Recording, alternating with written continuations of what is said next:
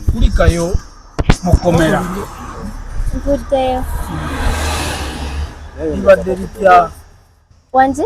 libadde litya gwe mulundi gwo gubadde gusoose oba Ya gwe mulundi gwange ogusoose naye era siruddeeyo nvuddeyo. Mukama w'amaanyi. abantu bagala kumanya nsonga ki eyakutwazizza oba ani eyakusibisizza mwenna mukimanyi bibadde mu mawulire mumanyi ekikoze abamu tebakimanyi babuulire abamu tebakimanyi Abitex omukulu Abitex biri bye yawaaba byali tebyamumala n'alyongeramu okubribinga abantu batukwate mu paku ekiro ssaawa 5 nga babadde batutrakinga naye nze nga mbadde nsuubira banditukubidde ne tujja ne tubaddamu ebibuuzo byabwe naye bayagadde kikola mu ngeri ya kikujjukujju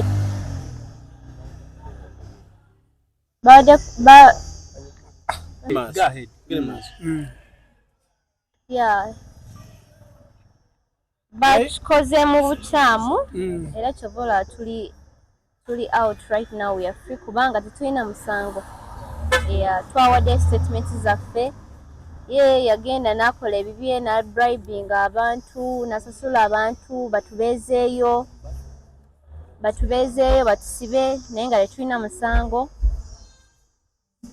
naye ekirungi kya byonna tuvuddeyo kubanga naffe sifa abangu ennyo mutonzi waffe yasalawo si Abitex. Muviddeyo ku poliisi bondi oba musasudde? Tuviriddeyo ku bondi tetulina kyetusasudde kubanga tetulina musango bya olulala awaabanga ekintu kyalinako obujulizi oba kyamanyiko bulungi kubanga naffe katugenda musuuwinga okututeekako emisango okutusibisa nga talina evidence nti no talina bukakafu nti no ffe abaata akatambi okuvaayo tetuli basiru bannaaye navaayo bulungi ne mbagamba mu press conference sinze yassa akatambi ako nemaziramu ne mbagamba tuli mu bigobeeya with law enforcers naye nja kuvaayo mbyogereko maybe oba n'obutabyogerako it is my right ekikulu kya byonna nti wabigoberedde yakwatibwa oba teyakwatibwa eyakikola so ffe ebyo byonna byabaawo ng'ali eyaleekana mu mawulire tetwali eno nga tubigoberera ebyaffe mu mpola nali saagala biza mu mawulire kubanga n'abantu balowooza sitanti oba biki naye saagala biza mu mawulire nti tusiibe ku ebyo tusule ku ebyo katambi wo bamukutte oyo nali saagala ebyo bintu ebyo so nga ffe tuli mu bidiringa nabyo privately era nga njagala bategeeza n'omuntu twali twamukwata 2 weeks ago yes twali twamukwata ne tumutwala ku poliisi ne tudiringa nabyo privately nga saagala biza mu mawulire kubanga si kyekintu ekyokwenyumirizaamu oba ekyokwogerako buli kaseera naye ye ndowooza abadde alaba nga tukola twateekayo lisiti ya show zaffe mwebale abawagizi bange okumpagira kuwagira Gloria Buggie Music kati nga tuli bize tukola tewali kyatutuukako naye nga tamanyi eno ffe twabidiringa nabyo nasasula abantu batusibe ssaawa 5 imagine lwaki bajja tusiba ssaawa misana batusibye ssaawa 5 nga tushutinga vidiyo nga ne batuggyako awo masimu mangu tebaagala tukole ki tubeeko betutegeeza kwegamba byabadde awo bya bukujjukujju nnyo tebitegereka like sneaky kubanga if it was in a right way tewadde na warrant but if it was in a right way feneo bandi tukubidde twandyereese kubanga ze manyi omusango saagukola so I have no reason to hide nandize nekola ki nembawa statement yange but they didn't call us naye kyona kyekiri engeri gye batukutte we are out we are free era ndi wano comedy store ngenda kuyimba nga bonna bookingibwa shows nezimu sales posting ezimu kiyinza bagamba nti si buli muntu asanyuka si buli muntu eyo nti musanyufu okulaba nga Gloria Buggie omuyimbi omupya azze oba ali mukola bulungi ne muli business yonna kisuubirwa, so it's not a surprise that many people are against me, fighting me. Naye nga kyenyinza obbagamba mutonzi waffe yasalawo. We are out, me and my manager and my bodyguard. We are free, we are alive, we are thankful to God. We are here to perform and we are ready to cooperate with the police. Nenkyatuddayo kubatwalira omuntu gwe twakwata yadde ffe twavayo byogera because it's my right. Yeah, it's my right to keep it private. It's not a must that I should come out and announce everything. That, hey, namukute. Oh, yakoze that. Oh, it was my right. So me nali njaga busy kizebe bibeko kubanga nze ndi muyimbi ya promoting music secho. Tuba savayo byongerayo. Yeah. Kati Abitex Amuguddeko Emissango ki? Abitex tetunaba naye tugenda gumugulako. Tusibisanga talina evidence kubanga bina bingi yatufiriza nga video shoot yetwala tukola ne batusazaamu ne babisazaamu damages okusula ku police, too many things. Yes, shows all because of something he thinks in his head. Yagamba nti era twakozesa abantu abanjawulo mukubira ng'agamba mbuno amanyi fe abakata. Okay, tetuganye n'abalala mwenna mugwe mbuto omwali mumanyi naye ogenda otya like mu maaso okusibisa omuntu nga toli very sure cause yali asuubiriza nga mumwe mwenna naye nenvaayo first of all clarifying ati siyenze ne tutta ne public notice. That was first, you should have, after seeing the public notice or the videos, the interviews that came out first, you should have first done some research before wasting our time, money and everything. The shows that we had to cancel because of his games. Oluvannyuma ng'okwatiddwa mu communicatingzeko naye eriyo okugamba nti oba munnaye kino bwe kityo okusobola okuba nga ajja akuyambako mu ngeri emu oba endala. Nze personally nedda soogedde naye abantu ab'enjawulo bazze okutulaba bamukubidde n'agamba mbuno ye yagambye court on court yagambye muno be bamanyi baata akatambi ako ne bamugamba n'omugamba essimu yange yabbibwa era n'omuntu eyakikola eyali blackmailing twamukwata n'agamba obukakafu buliwa nitumugamba weebuli buli kimu twakiwadde police twakwata omuntu bamukwatira kyengera buli kimu naye tetwagala biteeka mu mawulire kati ye kubanga abadde tabimanyi. Ignorance is not an excuse.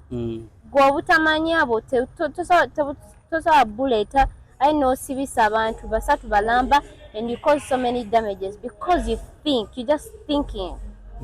Yeah. Atugambe nti oboneredde nti kino kirina ekyokuyiga kikikuwadde. Mboneredde kukyali. Like okwekwata bu video anyhowly. Nga toli konkushuwa nti oba ogenda beera safe eri gwe nyiniko. Yes. Ekyo nabonerera dda nakitegeera dda nakiyiga dda era ne mu luyimba lwange olupya si musango nabagamba nekyatukawo yali ex eyakikola yali ya blackmailinga ate nga guno omusango si mupya nali ne police references nali na lopa guno omusango in May 2023 when the blackmail started. Gloria, ensonga zo zaadde zikususeeko nga zikuyinze okutuuka n'omuzadde okuziyingiramu. Ensonga zino zaadde zikususeeko okutuuka muzadde wo ziyingiramu. Tewali muzadde wange yazingidemu babadde ba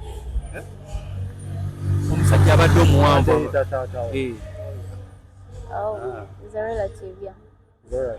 So zaadde zikususeeko okutuuka okuteekamu. Tezansuseeko nga amawulire gabatuuseeko eyo ate nga ffe baatuggyeko amasimu nga bwe baalabye amawulire bagezezaako okunoonyeza we tuli so they can come and see us.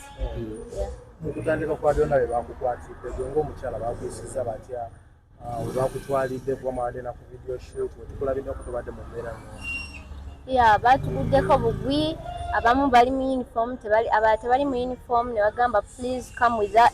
Tebagambye na please come with us ne bagamba okay, can I first call my lawyer because I have a right to to make a call before arrest. Ne bagaana, ne banzijako essimu, ne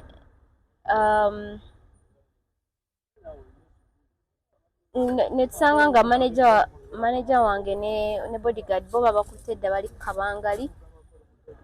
Ne batutopinga. We even left the place without paying the bill. Like nga batwala, omanyi twali atwalanga ababbi naye nga sibbangako sittangako muntu. Nothing. Were you not traumatized? I was very traumatized. That Abitex, if I don't sue you, if you don't pay for the damages, my God is a God of vengeance. Child, ekibanza kyajja kuwa olifo kirojja. Mukukukwata okwo wabadde oshutinga luyimba kima? Abadde nshutinga oluyimba olupya olutannafuluma. The title is Nene Nnyo. Enki Ojjajja manya nga lufulumye. kubanga munne twagala okumanya ennene omuntu bagamba nti munnaye Gloria opromotinga ebintu kati ennene enki ngato Video. Birinde mubirinde ate ebyo story ndala nnyo. Nze va mu Komera, I need therapy. Damages omukulu ezankozinzeeko naye nga abakulu mu ndongo lwaki mukola, lwaki temwagaliza new generation? neggolooza Abitex yava ku kyokubanga akulemezaamu to an extent okubanga akufika nakati okuba bukyanga akola avayo n'akola gundi eyo ebbanga libadde liyiseeko. Biggolooza lwaki akulemezaamu?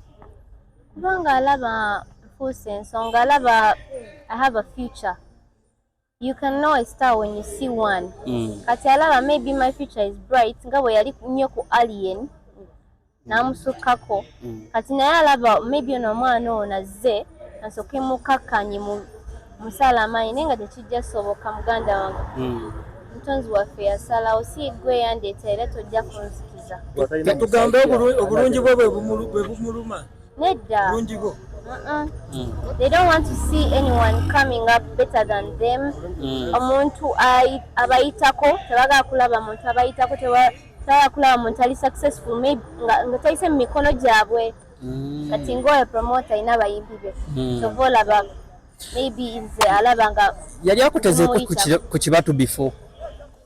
Soogera ekisinga okwewuunyisa soogerangako naye, simulabangako, simumeetinga nako, nothing. Naye nga mwandikaazo mu meeting. Neebuuzangamu ekituufu anjagaza ki, namukola ki, tambuukingangako maybe ne sirabika, nothing.